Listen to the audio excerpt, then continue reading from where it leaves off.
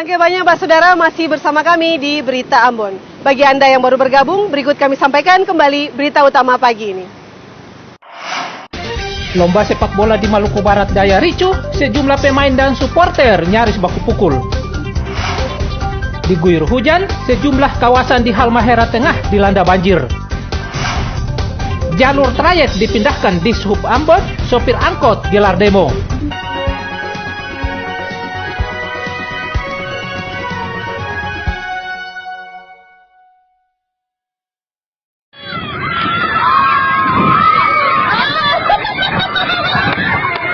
Semarak peringatan HUT kemerdekaan ke-77 RI masih dirasakan warga. Di Seram bagian timur, warga terlihat antusias merayakan semarak hari ulang tahun ke-77 kemerdekaan Republik Indonesia. Seperti warga desa pesisir di Bula, Seram bagian timur ini, dengan menggelar lomba dayung untuk ibu-ibu.